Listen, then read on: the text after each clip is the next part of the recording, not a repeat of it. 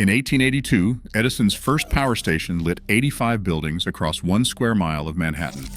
Within a decade, Westinghouse and Tesla's alternating current could reach hundreds of miles, a victory that still defines every power grid on Earth. But that infrastructure has also produced cascading blackouts affecting 50 million people at once. That story, how electricity shaped our world, begins with a rivalry whose outcome still determines how power reaches you. On September 4, 1882, the Edison Electric Illuminating Company began operating the Pearl Street station in Lower Manhattan, establishing an early central utility model. 6 dynamos produced approximately 600 kilowatts of 110-volt direct current, supplying power to 82 customers and roughly 400 lamps on opening day. But this system was limited. Direct current, which flows in only one direction, could not easily be transformed to higher voltages, meaning it remained practical only within a restricted service area and required heavy copper mains to mitigate energy losses. Alternating current, which periodically reverses direction, solved this problem. Using a generator, a step-up transformer, transmission lines, a step-down transformer, and customer circuits, utilities could manipulate voltage.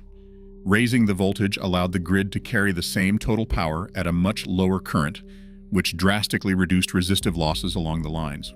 George Westinghouse demonstrated this capability in 1886 at Great Barrington, stepping 500-volt alternating current down to 100 volts for local street lamps. Between 1885 and 1888, Westinghouse licensed Nikola Tesla's polyphase patents and induction motor. In response, Edison launched a public safety campaign against alternating current. Despite this marketing battle, the technical advantages won out. In 1892, Edison General Electric merged with Thomson Houston to form General Electric.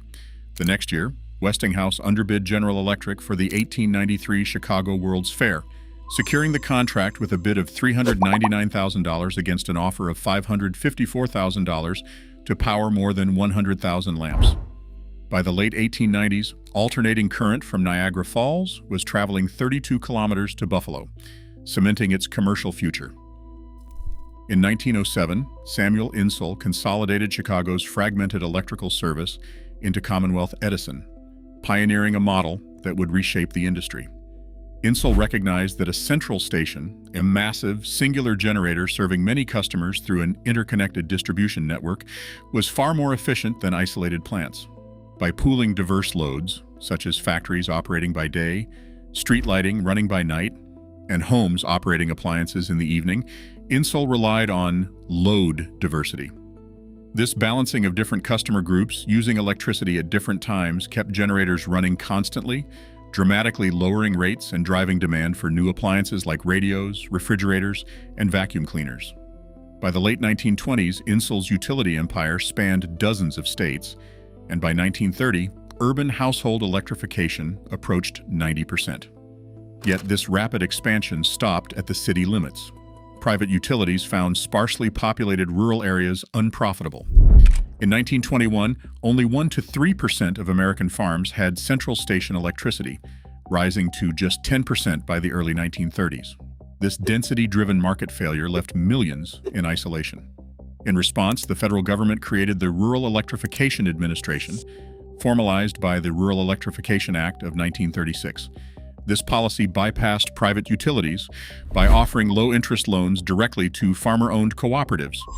Rural access rose to 35% by 1941 and 88% by 1953, extending working hours and boosting agricultural productivity. This progress remained uneven, as racial and geographic discrimination often delayed modern service for Black farmers and impoverished communities. By the 1930s, electrification shifted from local access to massive, centralized generation.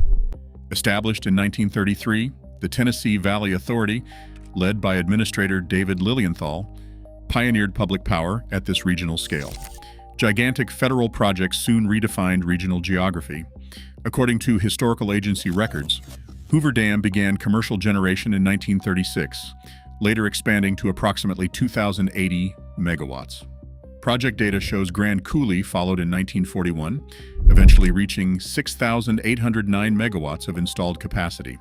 These multi-purpose dams combined flood control and navigation with industrial power, but their reservoirs displaced entire families and permanently altered river ecosystems. To move this power to urban centers, post-war utilities built high-voltage transmission corridors of 230, 345, and eventually 500 kilovolts. This required synchronized regional interconnections, which synchronized generators to the US 60 Hz frequency standard. This allowed utilities to share reserve capacity, distinguishing between instantaneous generating capacity in megawatts and energy produced over time in megawatt hours. Yet this never became a single national machine. It remained split into the separate Eastern, Western, and Texas ERCOT interconnections. By the 1950s, the Atomic Energy Commission, partnering with Westinghouse and General Electric, introduced nuclear power. According to commission reports, the experimental breeder Reactor 1 produced the first usable nuclear electricity in 1951, followed in 1957 by Shippingport, the first commercial plant, which had an initial output of 60 megawatts. While nuclear expansion dramatically increased baseload capacity, its centralized management and safety requirements brought new challenges to the modernizing grid. On November 9, 1965, a miscalibrated protective relay on a 230 kilovolt transmission line near Ontario tripped. The displaced power rushed onto neighboring circuits, initiating a rapid chain of disconnections. Within minutes, this northeast blackout left 30 million people in darkness. The event defined cascading failure, a localized disturbance that prompts overloads and protective disconnections, triggering further failures that turn a local interruption into a system-wide chain. To coordinate operations, utilities formed the North American Electric Reliability Council in 1968. Yet, reliability standards remained operational guidelines rather than guarantees. In July 1977, lightning strikes tripped key lines entering New York City, isolating the metropolitan area and leaving 9 million people without electricity. As systems grew, monitoring tools like SCADA and energy management systems struggled to keep pace. In 1996, the Western interconnections suffered massive outages, exposing regional instability.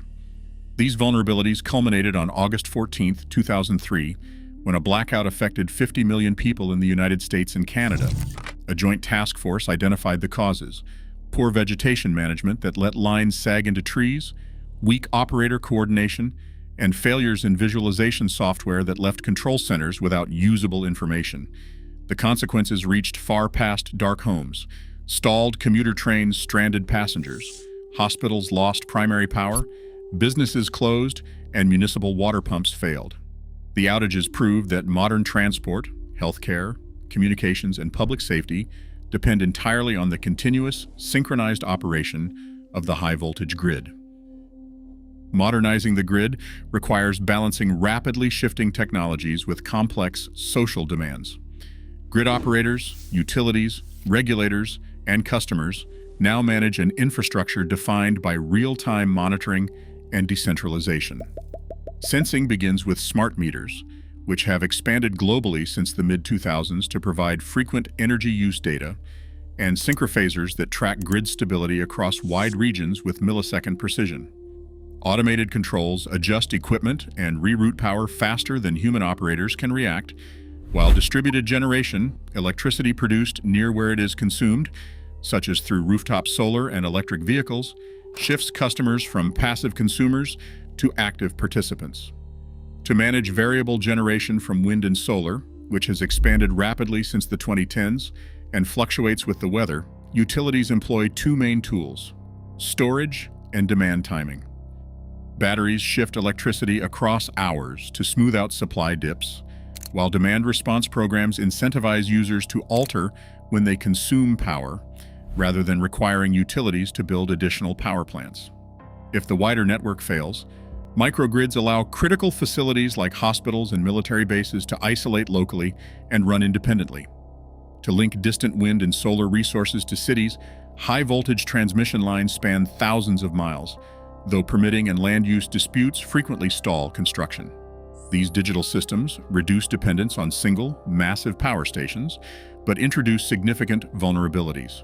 Security now depends on protecting thousands of networked devices from physical and cyber attacks.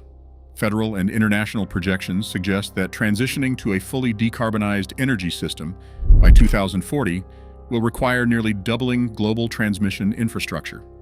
Yet, these tools do not automatically resolve the cost of upgrades, consumer data privacy concerns, or equitable access to clean energy.